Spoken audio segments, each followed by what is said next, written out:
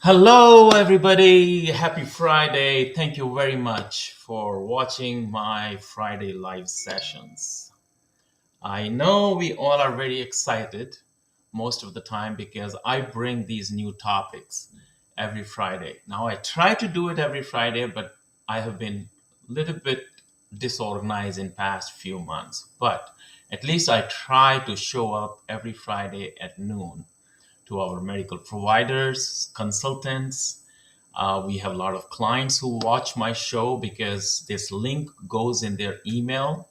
If you are not in our email list, I would suggest you go on our website, practiceforces.com. There is a blog you can sign up, and I particularly I write those blogs. I try to help our content writers with the top topics, but most important, those who show up, and thank you very much, because a lot of people, they join on this show, goes on Facebook, this show goes on YouTube, this also goes to India, where a lot of our employees, it is helpful that they understand the importance of the knowledge and the wisdom, and the most important thing, because every year CMS comes with a lot of new rules, and they have a proposed rules for 2024, which they are already working on it. Like on 31st July, they came up with a proposed rule.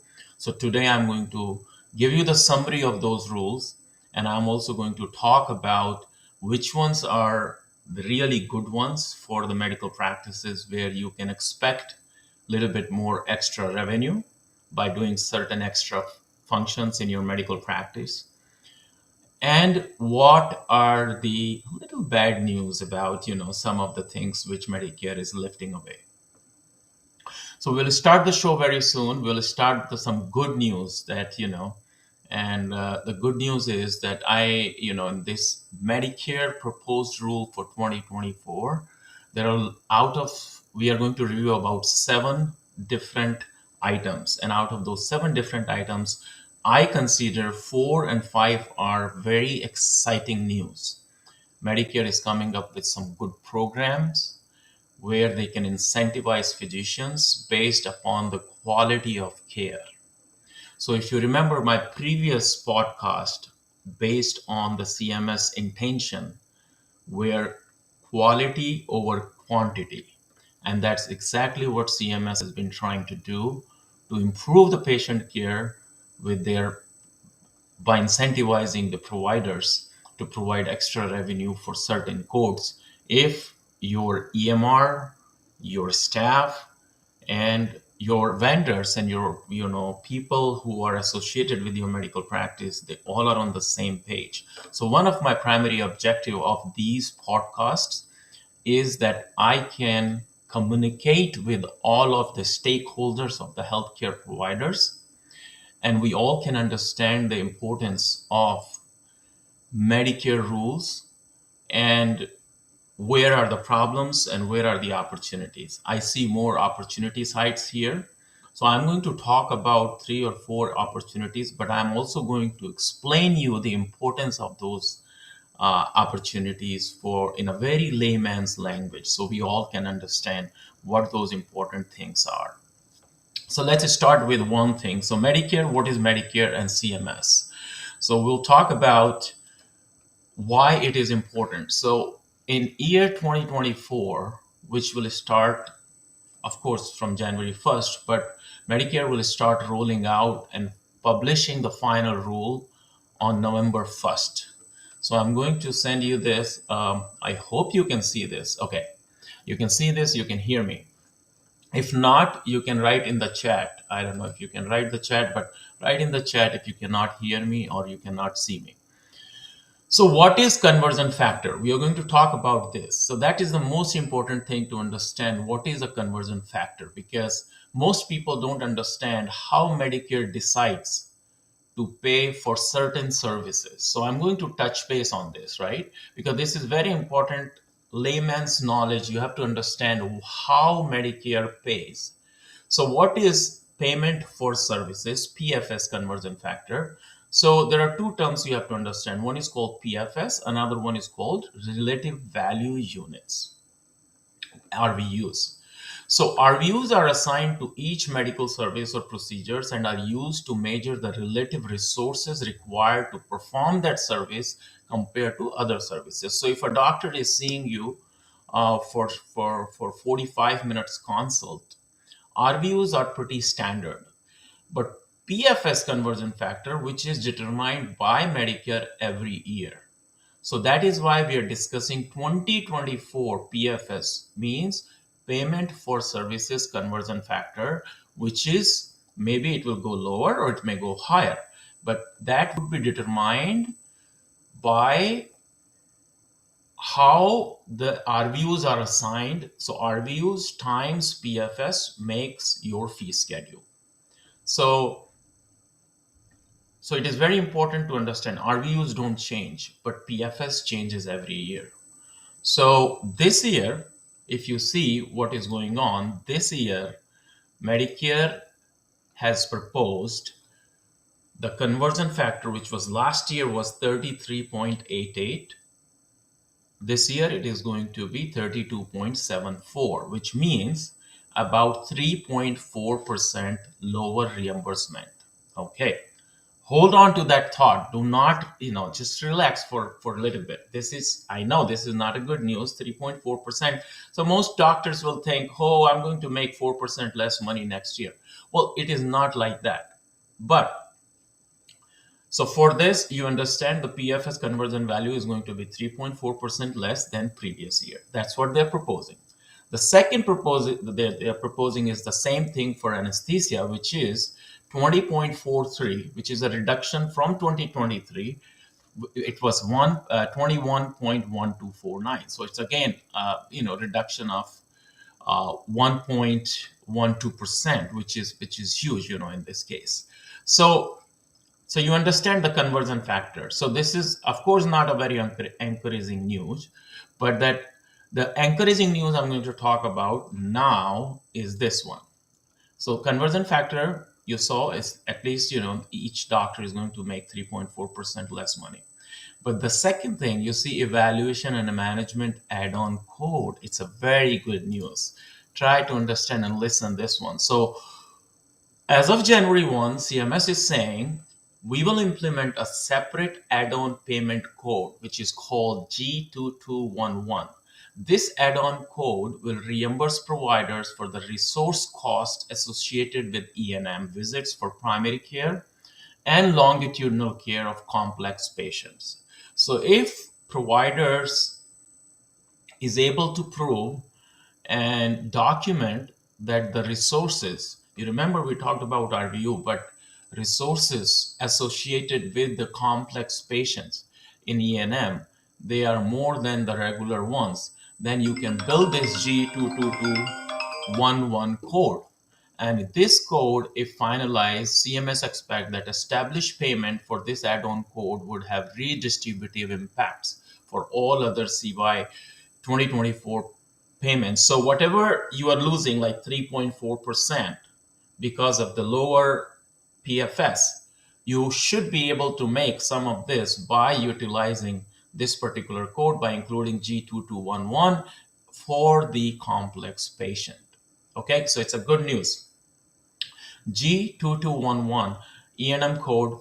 If you need more details about it, I'm going to do a particular video and with our professional coder, and he can give the more advanced version of it. But we are waiting for all of these things to be finally published as of November 1st. Once that is done, we are going to come up with another video where we can explain to all of our clients whether we can use it or not. But you know what preparation you need to do.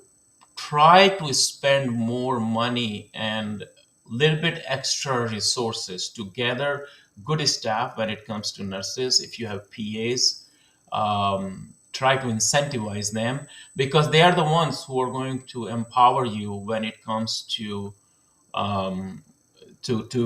build these codes and provide care and additional care to your nurse, to your patients. So E&M codes, there will be an additional code which is called G2211. Okay. How are we doing so far? Great. Okay. Now we'll talk about another good news, split or shared services. So watch this split or shared services. this is what happens, okay? So with the split or shared services, CMS proposes to further delay implementation of more than half of the time definition. So what is a split or shared services? I'm going to touch base on this for a little bit, okay? So that people who are new, who don't understand what that means is, I'm going to explain that what it actually means. What is a split and shared reimbursement? Okay, you need to understand that because so there is a situation where multiple healthcare providers in a doctor's office, you have a nurse, you have PA, so they are qualified non-physician practitioners. We call them NPP. So they jointly provide a specific service to a patient on the same day. So the service is mostly provided to the established patient, not to the new patient. So when a new patient goes, new patient visit, doctor sees them. But if you're an established patient, you go and see a doctor for a follow-up visit, then normally a nurse sees you or an NPP, a non-physician practitioner, sees you. But at the same time, they bill it as a split visit. So the physician may perform a portion of the evaluation and management, and the NPP, like a nurse practitioner PA, they performs the remaining component of the services. So for 45 minutes, you may be able to see NPP or a nurse for 30 minutes and a doctor maybe for 5 minutes or 10 minutes.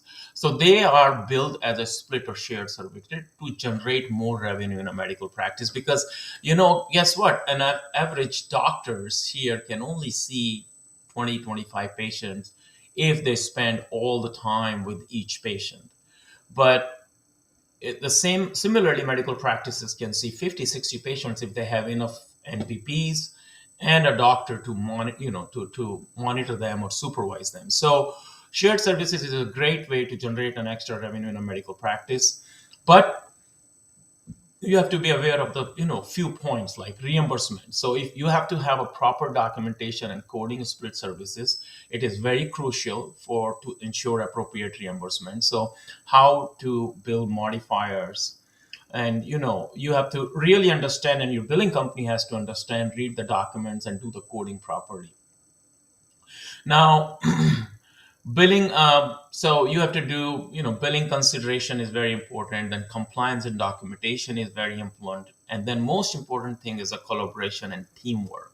Because if your medical practice has an extremely good understanding between the nurse, practice administrator, PAs, doctors, then only you can provide extremely quality, good level of split or shared services.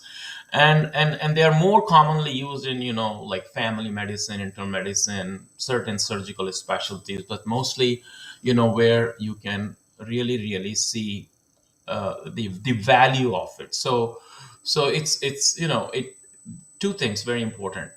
Whenever you essentially use a split or shared services, that they're appropriate, ethical in your medical expense, and then you seek guidance from an experienced billing and coding professionals, because the coding guidelines, repair guidelines, you are exposed to a potentially a lawsuit or potential Medicare audit if you do not bill them appropriately. So this is called a split and shared services, so you understand what I'm talking about. So with this, CMS proposed that they continue to say that substantial portion is the clinician, you can bill it to Medicare, and the substantial portion will often be provided by a NPP, so that can bill Medicare for less than the physician rate. So even if, like in a traditional 2020 definition was 80/20 rule, so if the physician is paid 100% for that code, a nurse practitioner could be paid 80% of it.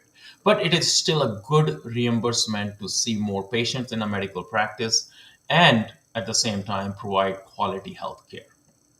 So that is also a good news in my, because Medicare proposed to continue the use of these, shared services and bill shared services. So which is again a very good news. The third thing which is very important, and we have been talking about that thing um, for last 3 years. If you have heard about telehealth, right? Everybody is converted. Most of the people, like especially my behavioral healthcare providers who are in counseling, consulting, they have been using telehealth aggressively for last 3 years, right? So it is very important to talk about telehealth and what Medicare is doing in 2024 in telehealth. So I'm going to talk about that, and I'm going to give you a little, idea what it is in 2024, what Medicare or Congress is passed. So last year, Congress passed legislation that extends many of the temporary Medicare telehealth coverage policies, right, from COVID-19 PHE through the end of 2024. But in 2023, they removed COVID policy, which means that you cannot bill regular 9921 codes by doing telehealth. So now they're proposing that to continue virtual direct supervision, where supervising practitioner is immediately available through real-time audio and video interactive. So again, this is a good news for those who would continue to use telehealth, especially behavioral healthcare. It is a great news because you can continue to see patients using telehealth, and also for primary care physicians or internal medicine provider, you can continue to do direct supervision using um, telehealth until 2024. So that's a great news. So if you are not doing that, you can continue doing that. So telehealth, except that you are seeing patients in the office, you cannot bill 992142213, those codes, the office consult codes. But other than that, you can continue to do direct supervision using telehealth. Now, there's one thing which Medicare has been trying to do for a long time, and I'm going to talk about that because that is extremely important. You have to understand what I'm coming from when we talk about appropriate use criteria for advanced imaging services. Okay, and I'm going to give you a very, very simple logic base, which means nowadays when you go to any advanced imaging services, you go for MRI, you go for CAT scan, you go for any kind of X-rays. X-rays are easy to do, but when you go for advanced imaging services like CAT, CT scan, MRIs, if you have a Medicare, it's easier to get into it. But if you have a commercial insurances, you need an advanced authorization for those services. So it's not like, unless you go an emergency service, it's not that you go to an imaging services and get your MRI done. Now, what Medicare has been trying to do for past few years, they are also trying to come up with something called appropriate use criteria, which means AUC. Okay, we will understand what is AUC because it's very important for you to understand what is AUC, because AUC for advanced services refers to a set of guidelines which used to help healthcare providers make appropriate and evidence-based decisions when ordering advanced imaging tests for Medicare beneficiaries in United States. So what happened is the AUC program was developed by CMS to promote quality, safety, and cost effectiveness in the use of advanced imaging services. And I agree in most of that part, because what happens, this program never took off. And the reason this never took off is because it was very complex. So it aims to ensure that these imaging tests are used when they are medically necessary and likely to provide valuable information for patient care. So it's a similar thing like taking an advance authorization for care. So commercial insurances, they need an authorization to find out whether the MRI is a medical necessity or not. So it involves clinical decision support mechanism, CDSM. Now that CDSM, this is very important for you to understand, it could be little complex procedure for an EHR system to create CDSMR integrated into it. And then the EHR will decide whether whether physician is ordering an MRI, whether it is appropriate or not. So it could be recommended based on your CDSS, which means clinical decision support mechanism, or it may be appropriate, or it may not be appropriate. But who would decide that? Now, based upon your documentation in your EHR is going to decide the AUC. So it was so complex for Medicare to implement it in 2020. So they have continued to delay the enforcement, and they are going to continue to delay the enforcement. That is a very good news, because if they, for any reason, they say that they are going to, because they think it's not going to work out, so they're proposing to pause their efforts when it comes to AUC policy. I believe this is a good news for all internal medical providers or family physicians who constantly you know, send the patients uh, uh, for advanced imaging services like CAT scan or MRIs. That's a lot, huh? Okay, so that was for AUC program, but it's a good news that Medicare is going to pause all of those things, and that will give some kind of relief to all of the doctors. How are we doing so far? Okay, so I'm going to touch base a couple of more things before. So in last 4 or 5 things which we have discussed, convergent factors is the only little bit depressing news. Other than that, they have the new code, add-on code, split service is going to continue, telehealth is going to continue, AUC is being dropped. So these are all good news, but now it's a little bit, troubling news for Medicare and Medicaid provider enrollment. And I can tell you, going to give some people, this is going to give some people chills, because Medicare is becoming more and more compliance oriented when it comes to the eligibility of the medical doctor. So they are going to implement some of the things when it comes to um, the enrollment status. So earlier, Medicare used to do your validation every 5 years. Now they've started doing more and more. So like every 5 years, Medicare asks for credentialing, your paperwork, whether you have any lawsuits or not, and all of those kind of things. So now they're saying that there is a another term is called stay of enrollment.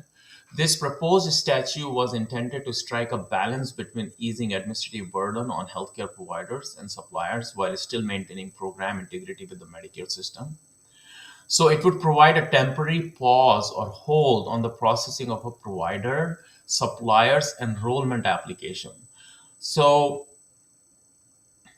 if a that will give Medicare some chance in certain situation if you have a pending investigations or reviews related to program integrity issue. So it's important that this proposed policy is a little bit. So what Medicare is saying is they're putting some provisions for provider enrollment, which are like creation of a new Medicare provider enrollment. So when you go and log into your Medicare PCOS, you would see sometimes you label as stays of enrollment. So they think that it will ease the burden on providers and suppliers while strengthening Medicare program integrity, because it would catch those doctors who have the integrity issues where they have lawsuits or they're not authorized Medicare doctors. And then it will also require all Medicare providers and suppliers to report additions, deletions, changes in their practice locations within 30 days. So if you have any changes, if you have moved your location from one location to another location and you have not reported it to Medicare, you would be out of compliance, and it would you would have a stay order, like a stay of enrollment. And there would be an audit come if you see the patient at the old practice location. If you have an old practice location in Medicare system, and if you're seeing a patient in a new Medicare location, you cannot do that. Any changes if you have hired a new doctor, or you have a billing company change, or you have a practice location and billing provider location change, any kind of changes, you have to communicate to Medicare within 30 days, because if you don't do that, you would be out of compliance. So other than that, this rule will also be establishing several new and revised Medicare denial and revocation authorities, clarifying the length of time for which a Medicaid provider will remain in the Medicaid termination database. Actually, this is very good, because right now, Medicaid doctor, um, if we don't know what would be the length of time for his termination, we need to know that, so it would provide that little thing in the Medicaid. So for provider, Medicaid and Medicare, it's not a very encouraging news, but it is good from the patient care perspective. Patients would have more and more, compliant doctors seeing them, and doctors are kind of governed by the Medicare policies of reporting any kind of changes in their medical practice. So it's kind of good, bad, both sides. Add a little bit more administrative burdens, but and finally, of course, CMS rules cannot be complete without explaining new merit-based incentive payment system. Now, before I explain that to you, I'm going to explain to you what is MIPS stand for, because if I show you this, this is the final thing: merit-based incentive payment system. So every time Medicare have been talking about trying to do quality over quantity, right? So how they are measuring the quality of care? They are measuring the quality of care by implementing new incentive-based schemes. And this is the scheme which is MIPS, which is popularly called MIPS, Merit-Based Incentive Program System. It is very popular, and it basically explains to you how this scheme will work. So it's a quality payment program under the Center for Medicare and Medicaid Services, CMS. It's a part of the quality program. Like earlier, it used to be called with different names. PQRS was the most popular name. Value-based payment modifier, VM, EHR incentive program, like meaningful use when Obamacare was launched. But now, for last 3 years, uh, you know, not 3 years, is actually launched in 2015. It's called MACRA, but after that, it has been called MIPS. So what it does is it consolidates and replaces all existing Medicare reporting programs. So any new innovations which are happening in this area in healthcare, you would see they are stemming out of this MIPS program, because the more opportunities somebody capture to generate income and revenue in a medical system or a healthcare system, it attracts more and more doctors' attention. And MIPS is one of the programs. Most people who can streamline the MIPS program, streamline the opportunities, or capture the opportunities within the MIPS program, it is a huge, huge opportunity for startups and for those who understands the MIPS program and reimbursement structure, because MIPS program incentives would directly proportionate to what you lose in your regular Medicare program. So the reason Medicare is giving you less PFS, so you're losing 4% in PFS, but you're going to make more money in MIPS if you're going to follow these guidelines. So MIPS is directly related to certain categories where the eligible clinicians, they perform on four performance categories. There are four performance categories. One is quality. Providers report on various quality measures related to patient care, clinical outcomes, patient experience, and these measures actually assess the quality of care delivered by the clinician. So, quality, most important thing. Second, promoting interoperability, which means so certified EHR technology. Not every EHR is certified. But if you are in a MIPS program, you basically tell Medicare that I'm using a certified EHR technology, an exchange of health information to support the Medicare information data. Okay, so second, promoting interoperability, connections between different EHRs, certification to the EHR, and the third, improvement activities, where clinicians engage in activities that improve clinical practices, care coordination, patient safety, beneficiary engagement, and population health management. All of those things, they are called measures. These are the activities where Medicare incentivizes you, clinicians, to engage yourself, to learn about it, implement those activities using your certified EMR, where you can improve your clinical practice, care coordination, patient safety, Beneficiary engagement, patient engagement, and population health management, where you supply data to the government, CMS, for improving, for coming up with these programs in future. And fourth, for most important thing, cost. You have to keep the cost down. Formally, it's called resources use. So you remember I talked about RVUs. What is RVUs? The RVUs determine the cost. So CMS wants you to continue the cost of care. They assess the cost of care by the clinician based on certain Medicare claims data. So if you would go back to one of my lives, you would see we talked about there is a way you can keep your cost of IT down, because CMS says the cost of your IT in your medical practice is about 6%.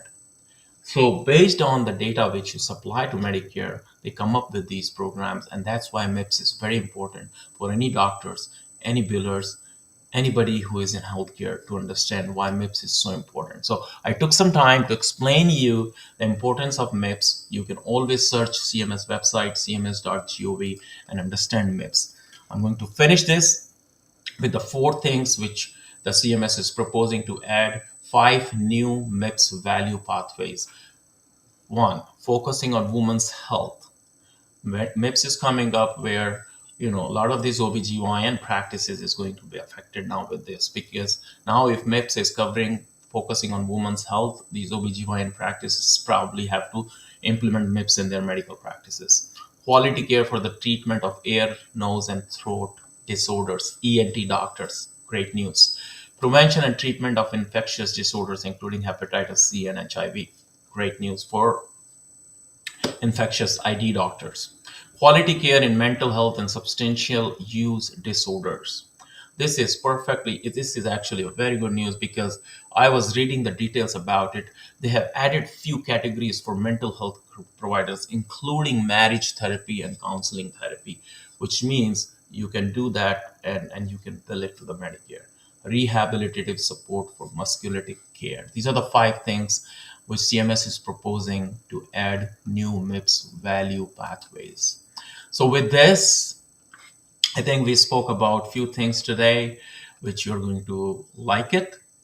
Most of the things are very encouraging when it comes to 2024 Medicare fee schedule, but Medicare is open to listen your feedback. You can go on CMS website, you can go on different, whichever organization you follow, whether you follow HPMA, MGMA, anybody, they are trying to collect feedback from doctors, from patients.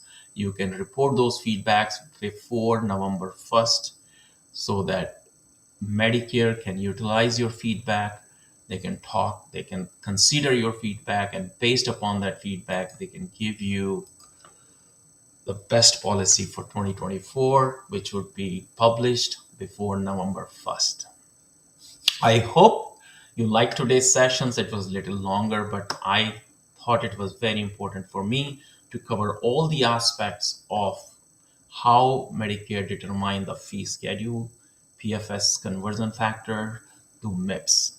So we have gone through, we have understood the whole range of different topics today.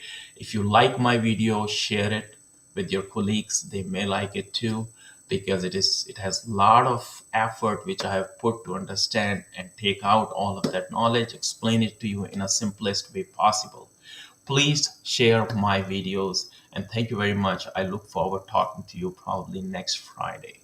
Have a great rest of the weekend, and enjoy your time and energy working hard, and spend some time with your families. Thank you very much.